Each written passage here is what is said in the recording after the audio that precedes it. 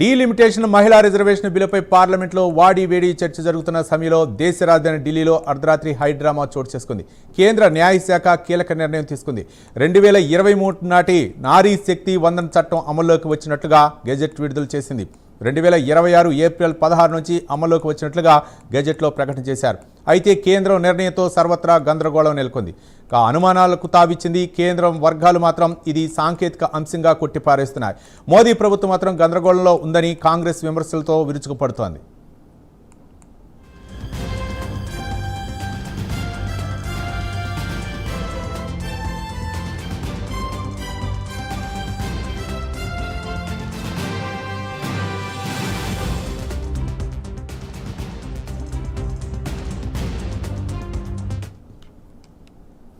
2023 మహిళా బిల్లు ప్రకారం 2027 జనగణన తర్వాతే చట్టసభల్లో మహిళలకు 33% రిజర్వేషన్లు అమలు వీలుకు చెక్కుతుంది. అంటే 2034 ఎన్నికల వరకు రిజర్వేషన్ల అమలుకు వీలు లేదు. కేంద్రంలోని మోదీ ప్రభుత్వం మాత్రం 2029 ఎన్నికల్లోనే మహిళా రిజర్వేషన్లు అమలు చేయాలని గట్టి పట్టుదలతో ఉంది. తాజాగా డీలిమిటేషన్తో పాటు మహిళా బిల్లు ఆమోదానికి పార్లమెంట్ ప్రత్యేక సమావేశాలు ఏర్పాటు చేసింది కేంద్రం. చట్టం అమల్లో ఉంటే దానికి సవరణలు చేయొచ్చు. ఇన్నాళ్ళు 2023 నారీ శక్తి వందన బిల్లు చట్టంగా మారకపోవడంతో సాంకేతికంగా చట్ట సవరణ చేయడం సాధ్యం కాదు. లోక్సభలో ఓటింగ్కు ఒక్కరోజు ముందు సమస్యను గుర్తించిన కేంద్రం హడావుడిగా అర్ధరాత్రి మహిళా చట్టం అమల్లోకి వచ్చినట్లుగా గెజెట్ ఇచ్చింది.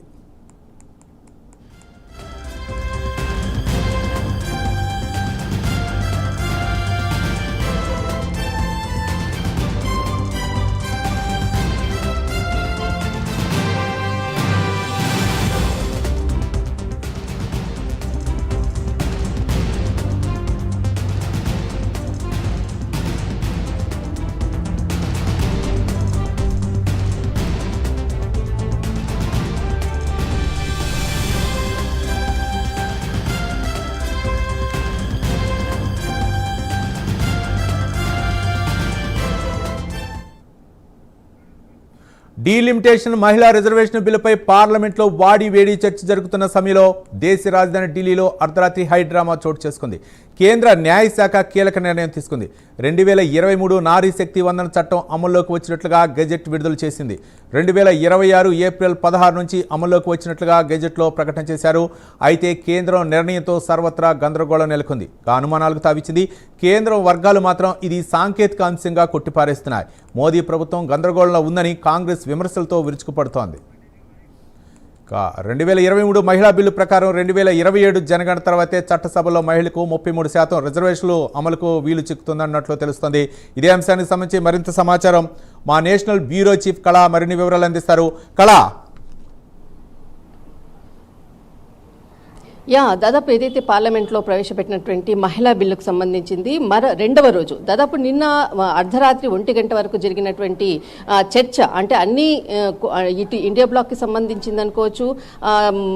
అంటే మహిళా బిల్లుకి సంబంధించినటువంటి అంశంపై చర్చించే విధంగా కూడా అందరికీ కూడా అవకాశం ఇస్తామన్నటువంటి ఏదైతే చెప్పినలో భాగంగా దాదాపు 18 గంటలకు పైగా జరిగినటువంటి చర్చ.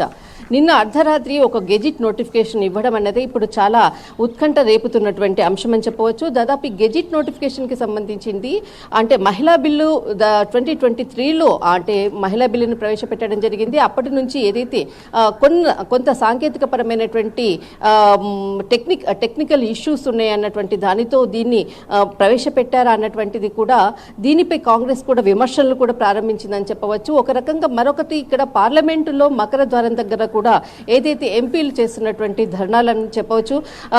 ఇక్కడ అంటే ఉత్కంఠ రేపుతున్నటువంటి ఈరోజు సాయంత్రం 4 గంటలకు ఏదైతే జరిగేటటువంటి ఓటింగ్ ప్రక్రియనే ఇప్పుడు ప్రధాన అంశంగా.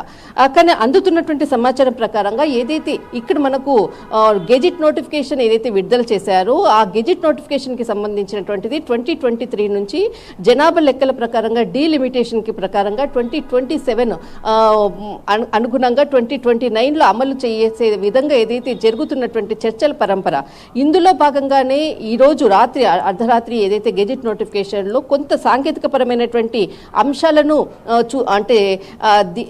సాంకేతికపరమైనటువంటి అంశాలు లేవనెత్తడంతో దీనికి సంబంధించినటువంటిది ముందు సమస్యను గుర్తించినటువంటి కేంద్ర ప్రభుత్వము దీనికి సంబంధించినటువంటి గెజిట్ నోటిఫికేషన్ హడావుడిగా అర్ధరాత్రి విడుదల చేసింది. దీనికి సంబంధించినటువంటిది ఇప్పుడు అందుతున్నటువంటిది చాలా హై లెవెల్ మీటింగ్ అనుకోవచ్చు. చాలా కీలకంగా కూడా దీనిపై కూడా చర్చిస్తున్నటువంటిది బీజేపీకి సంబంధించినటువంటి పెద్దలు, ఇందులో ఎన్డీఏ కూటమికి సంబంధించినటువంటి అందరూ కూడా ఇక్కడ సమావేశమయ్యారు. దీనికి సంబంధించినటువంటి అంతర్గతంగా కూడా కీలక సమావేశాలు రాత్రంతా కూడా జరిగాయి అన్నటువంటిది మాత్రము ఢిల్లీ వేదికగా ఒక సోర్సెస్ నుంచి అందుతున్నటువంటిది. కానీ గెజిట్ నోటిఫికేషన్ వెలువడినటువంటి సందర్భానికి సంబంధించింది ఇప్పుడు మీటింగ్ అంటే ఒక మీటింగ్ అంటే ఇక్కడ సోర్సెస్ నుంచి అందుతున్నటువంటి సమాచార ప్రకారంగా చాలా ఈ సమావేశంలో మాత్రం అంతర్గతంగా చర్చిస్తున్నటువంటి అంశాలు 543 ఏదైతే ఉన్నదో అంటే సభ్యులకు సంబంధించింది దీంట్లోనే 33% ప్రకారంగానే ముందుకు వెళ్లే విధంగానే ఇక్కడ నోటిఫికేషన్ విడుదల చేశారు అన్నటువంటిది మాత్రము ఈ చర్చలు ఉదయం నుంచి జరుగుతున్నటువంటి చర్చల్లో కీలకంగా అందుతున్నటువంటి సమాచారంగా చెప్పవచ్చు. అయితే ఒక గెజిట్ నోటిఫికేషన్ రావడంతో అలాంటిది ఏ భయం లేదు, సాయంత్రం 4 గంటలకు ఖచ్చితంగా ఓటింగ్ జరుగుతుంది, బిల్ పాస్ అవుతుంది అన్నటువంటిది ఒకవైపు చెప్తున్నటువంటిది. కానీ గెజిట్ నోటిఫికేషన్ రావడంతో సాంకేతిక పరమైనటువంటి అంశాలను గుర్తించి దాదాపు 2027 అంటే 2027లో ఏదో అమలయ్యే విధంగా ఏదైతే ఉందో దాదాపు 2029 కల్లా కూడా పూర్తయ్యే విధంగా ఈ నోటిఫికేషన్ విడుదల చేయడం అన్నది ఈరోజు చాలా కీలకంగా అప్డేట్ అని చెప్పవచ్చు. కానీ చాలా ఇక్కడ అంటే ఎన్డీఏ బ్లాక్ కి సంబంధించినటువంటి ఇక్కడ కూటమికి సంబంధించినటువంటి అందరూ కూడా కీలకంగా సమావేశాలు కూడా జరుగుతున్నాయి. అసలు ఇప్పుడు 11 గంటలకు రెండవ రోజు జరిగేటటువంటి అంటే సమావేశాలు అనుకోవచ్చు. ఈ రోజు 4 గంటలకు జరిగేటటువంటి ఓటింగ్ ప్రక్రియ కూడా చాలా ప్రధానము. ఇందులో ఇప్పుడు జరిగేటటువంటి దాదాపు 2 గంటల పాటు జరిగినటువంటి చాలా అంటే ముఖ్యమైనటువంటి సమాచారము ప్రకారంగానే దీనికి సంబంధించినటువంటి 543 ఏదైతే సీట్స్ ఉన్నాయో దాంట్లోనే 33% రిజర్వేషన్గా వెళ్లే దిశగా కూడా అడుగులు వేస్తున్నాయి అన్నటువంటిది మాత్రము క్లియర్గా ఒక సమావేశంలో జరుగుతున్నటువంటి చర్చలు ప్రధానంగా అన్నటువంటిది మాత్రం తెలుస్తుంది. కళ మరో పక్క అంటే నిన్న మోదీ పార్లమెంట్లో చాలాసేపు మాట్లాడారు. ఈ నేపథ్యంలో అంటే మహిళా బిల్లుకు సంబంధించి ఏ విధంగా అయినా సరే ఓటింగ్ ద్వారా ఈ యొక్క బిల్లును అయితే గట్టెక్కించాలనే ప్రయత్నంలో ఉన్నారనుకోవచ్చా? మరో పక్క ఎన్డీఏ కూటమి అయితే మాత్రం ఎటువంటి సమాలోచన లేకుండా బిల్లును అయితే ముందుకు తీసుకొచ్చింది అనుకోవచ్చా? ఒక పక్క చాలా వ్యూహాత్మకంగానే ఆ క్రెడిట్ మొత్తం కూడా మోదీ కొట్టేయాలనే ఉద్దేశంతోనే ఈ బిల్లుని ముందుకు తెస్తున్నారనుకోవచ్చా? చాలా దశాబ్దాల పాటు ఆ మరుగుడు పడిపోయినటువంటి ఈ బిల్లు చాలామంది మహిళా మనులందరూ కూడా ఎదురు చూస్తున్నటువంటి ఈ బిల్లు కోసం ఈ రోజు అయితే మాత్రం ఒక బిగ్ అంటే ఒక మంచి బ్రేకింగ్ ఉండే అవకాశాలు ఉన్నాయి అనుకోవచ్చా కళ? యాక్చువల్లీ 3 దశాబ్దాల పాటు మహిళా బిల్లు కొరకు కూడా అనేక మార్లు ఇప్పటి వరకు కూడా పార్లమెంటు లో చర్చల వరకు వెళ్ళి వెనక్కి మళ్ళినటువంటిది సందర్భాలు కూడా ఉంది. మరి ఈరోజు 4 గంటలకు ఏదైతే సమావేశం అంటే ఏదైతే ఓటింగ్ ప్రక్రియ జరుగుతుందో మరొకసారి అదే అంటే గతంలో జరిగినటువంటి అంశాలు ఏ విధంగా అయితే బిల్ వెనక్కి తిరిగినటువంటి సందర్భం ఉందో అది మరొకసారి పునరావృతం అవుతుందా అన్నటువంటిది కూడా ఒక big question.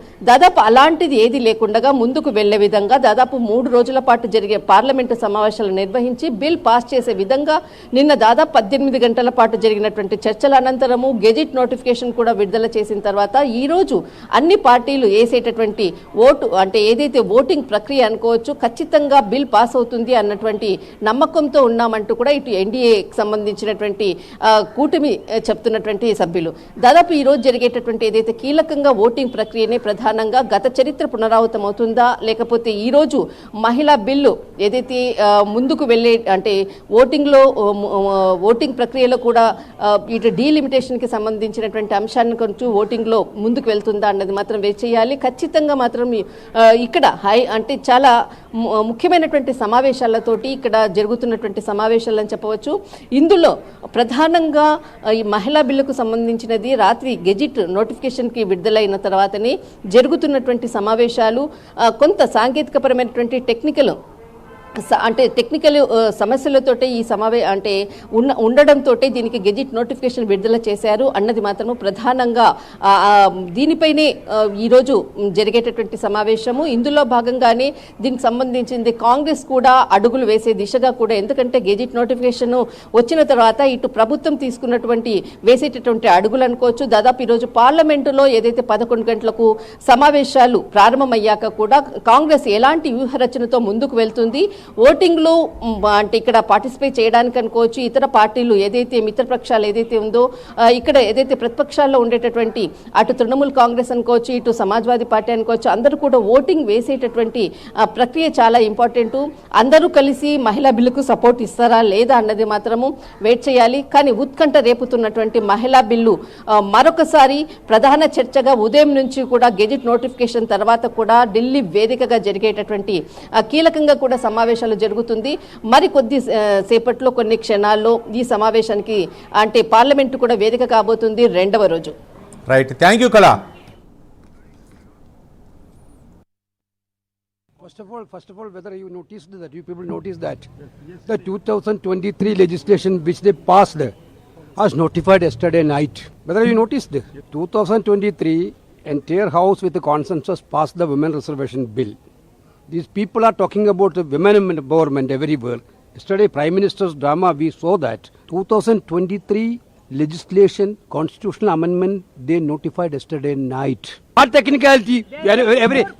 Whenever you have, you are at least whenever you are moving an amendment for that legislation, it is the government duty to ensure that that was notified. You are moving which amendment? On which legislation you are moving an amendment? That is notified yesterday night. And then they are telling, media will also tell that this is all technical error.